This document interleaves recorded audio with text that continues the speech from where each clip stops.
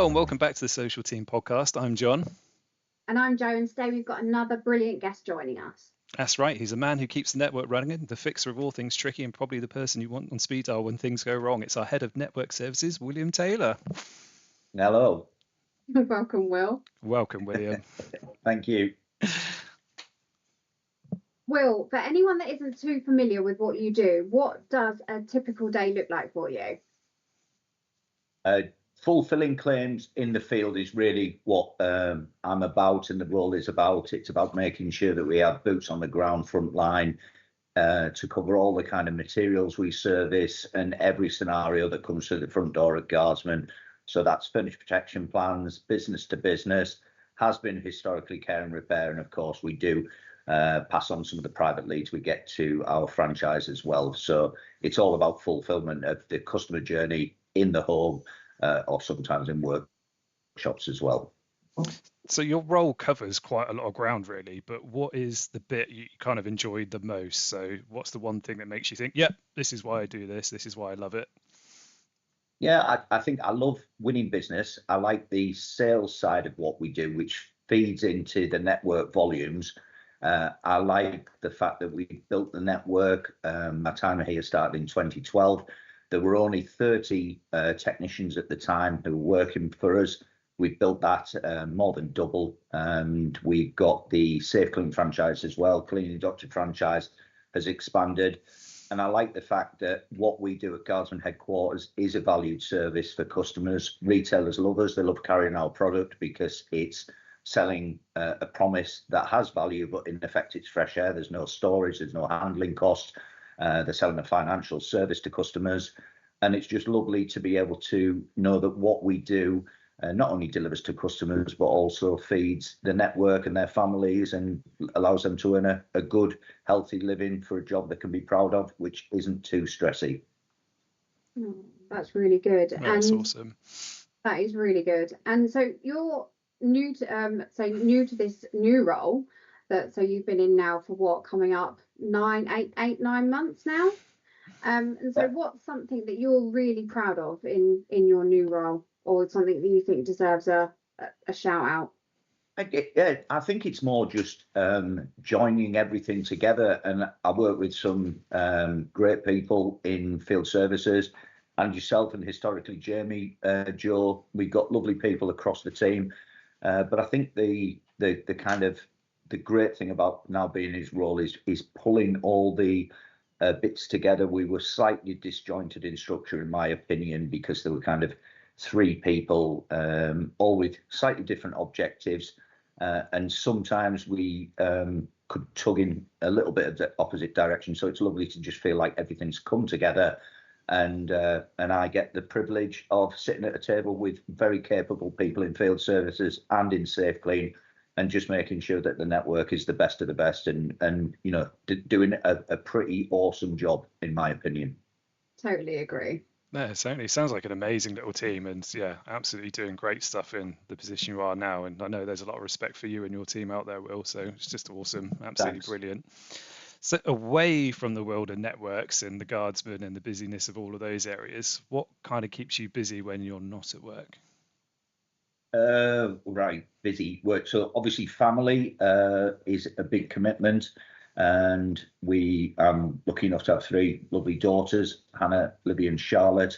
My wife is a HR kind of thing, human resources, and not hardly relevant, as I sometimes say to her and tease her. Very relevant to me. So yeah, I'm lucky to be surrounded by women who soften life incredibly, and really enjoy my time with family. Massive music fan, slightly obsessed. I'd show you the kind of collection, but I've been kind of obsessively collecting Balearic and left field chill out music. Love everything to do with that world. Quite often go off to little events, DJs, gigs and things like that. So music's the big obsession, really. And if I'm not buying new music, I'm trawling kind of down rabbit holes on YouTube looking for obscure weird shizzle from across the world. So yeah, love my music, love my family. We lucky enough to be members of a lovely local gym, so I'm a big swimmer. Used to be a big footballer, but now I'm just big and round, so I don't play football anymore. But I do swimming for my sins and enjoy that. I love getting nothing better than the meditation of sticking your head underwater, doing 60 lengths and just counting. For me, it's just the nearest I get to actually meditate, and I really love the how you feel once you've done that and kind of reprogrammed and refreshed. So yeah, very cool. Family, music, swimming. We've got a running theme so far because we had Paula that was big on music. We might have to look at a Guardsman festival. Pauline loves kind of electronic music. Yeah, we often have a bit of band, a slightly different kind of taste than me. I like music to kind of sedate and chill to, where I think she's the other way around. She's quite a chill person and likes it to be all excitable. So yeah, she loves the music. And do you think there is something that you could share with us that everyone would be surprised to learn about you? That could be something from what you did in the past, or if there's something else, just something that is a bit of a shock factor. A bit of a shock factor. Wow. On the spot. It's a difficult one, isn't it? For a shock factor.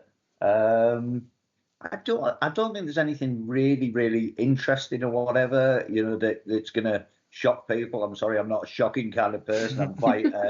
I'm quite steady Eddie and steady down the road. And I'm just trying to think on the hoof about something that I've done which I could mention without incriminating myself. It's probably better I don't go there, to be honest, John. It's you're like not getting anything out of me. When you go around the table, tell me an interesting fact about yourself. Nope. No, I just want to die inside when we do these. Tell us a fun fact about you. How about no? Yeah. Oh, that's brilliant. No, cool. But we have come to the fun part, so it's time for the quickfire round, Will. So the general deal is no long explanations, just the first thing that pops in your head. Boom, off we go. This could be dangerous, right? And don't worry, it's not going to be anything tricky now. Right. Oh, if you're ready, we will go. So, Will, what's the first app you open in the morning? First app I open in the morning would probably be music, YouTube, Facebook, and particularly looking for music links. Yeah. Excellent. And are you a sweet or savoury chap? Oh, definitely savoury. Love all things spicy. I'm lucky. You wouldn't believe it looking at me, but I don't have a sweet tooth. I do have a chili tooth. Always red chilies on everything. Mel always teases me because I have a little pair of scissors and chop fresh red chili on literally everything I eat. Amazing. So we know you're into music, but do you have a go-to karaoke song? Not necessarily at karaoke, but could it be in the kitchen blasting something out? Oh, God, things that get me going. Yeah, I mean, the music I like, it tends to be instrumental, but if there's one song, I think it's Songs of Rebellion that I love. So I love The Clash, Clamp Down. I love the Style Council, Walls Come Tumbling Down. It's all things about angry young men, which I once was, and now I'm quite a happy old man. But yeah, the thing that gets me singing and vocal is anything like, the Weller, Town Called Malice, anything like that. Oh, that's really cool. Next one is, what's your favourite holiday destination?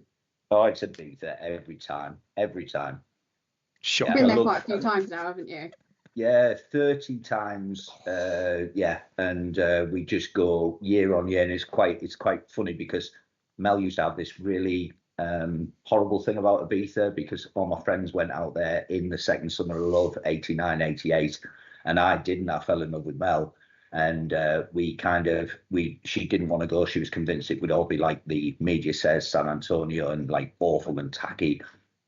We went on a family when the girls were young, family holiday when the girls were young to Greece, and we argued about whose holiday it was. When you're just stressing, looking after young toddlers, kind of thing. And Olivia, the middle one, she appeared at the bottom of the pool behind me. She decided to follow Dad in without armbands, and luckily I noticed her. So we were just stressed a bit, and I said, right, caravan park in Yorkshire. That's what we're doing forever now. I'll do what my dad used to do, just grass and a caravan, and that's it.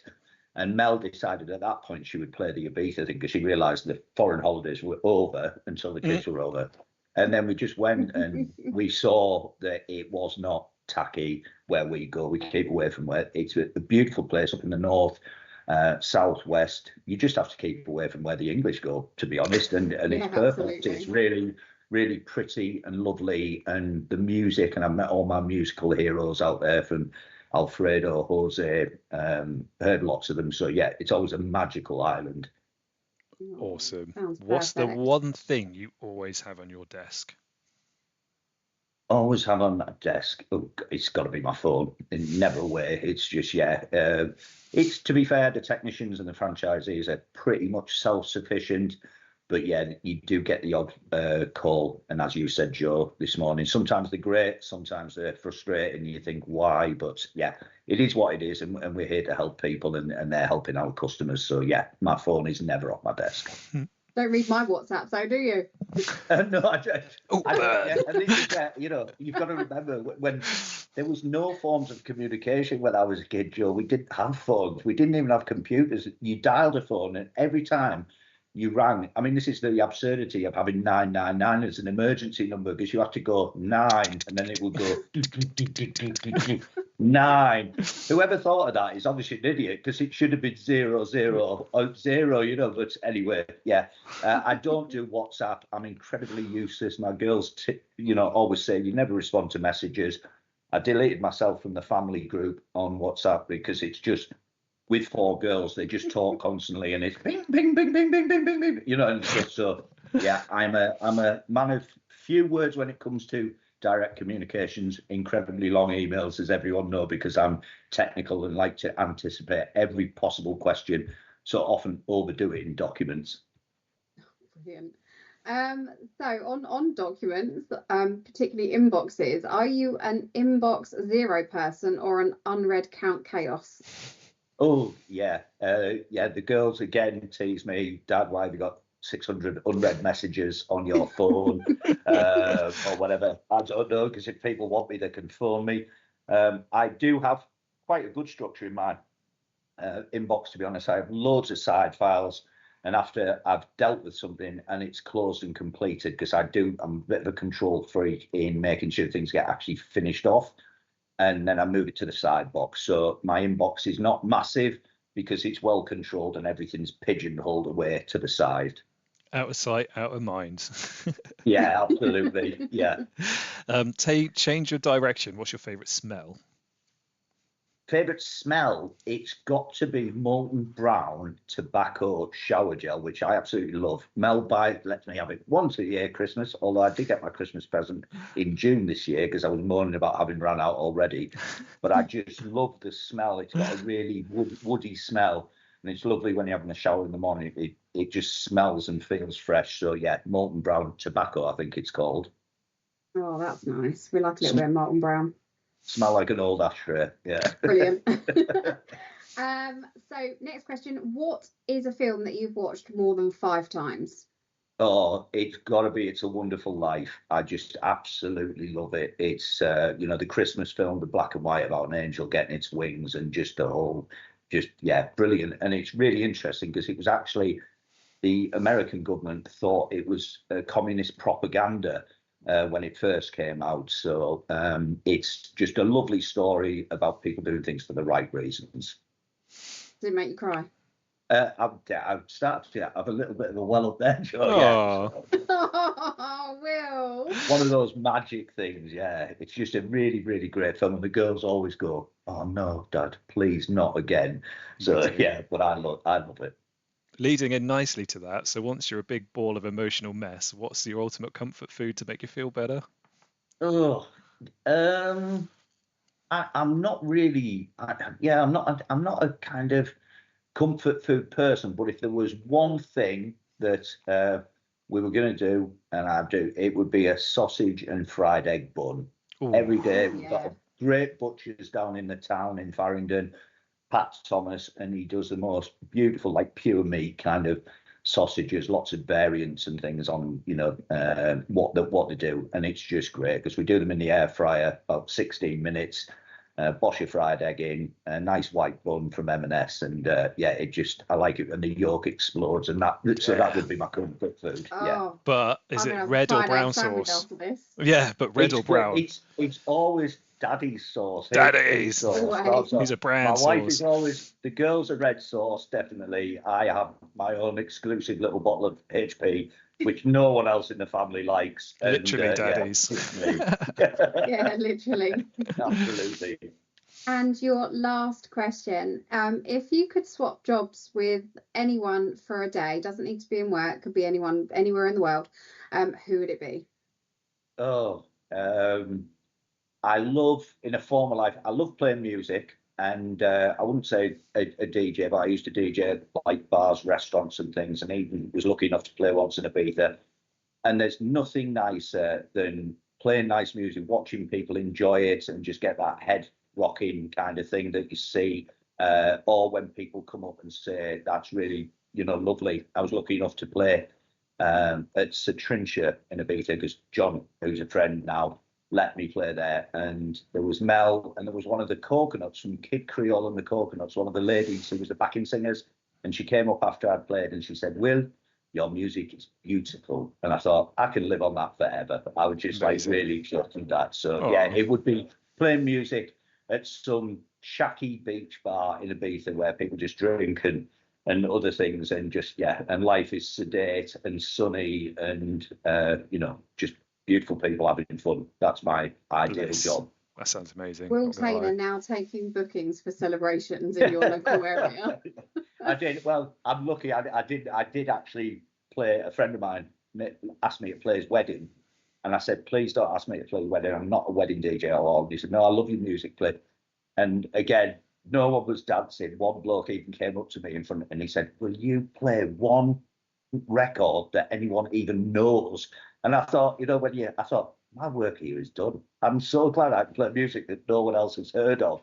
And I always have that weird turnaround enjoyment of ruining the wedding because I wasn't playing what people wanted to play. So, don't ever book me for a wedding. No chance. It was more vegetarian restaurants, hippie dens, and sunset moments. I used to play a lot in just outside of Yarm in the Yorkshire. There's a beautiful place underneath the hills, and it used to have a lovely sunset and stuff in a garden kind of atmosphere there. That's the kind of perfect setting for the music I like. We'll have to get you a guest slot at the Christmas party, Will. I know that. I was just thinking exactly that. Yeah. Oh, Will, that was great. Thank you so much. It was really insightful to hear a little bit more about you, Will, the person, rather than just what you do. No, absolutely. It's been absolutely amazing talking to you and having you on as a chat, and hopefully give everyone a bit more of an insight that's not familiar with you to see a bit more what makes Will tick. And to everyone listening, just thank you so much. And if you want to hear from anyone else, just let us know. And thanks again, Will. It's been a pleasure. Pleasure. Thanks, John. Thanks, Joe. Cheers, everyone. Oh, no, you're welcome.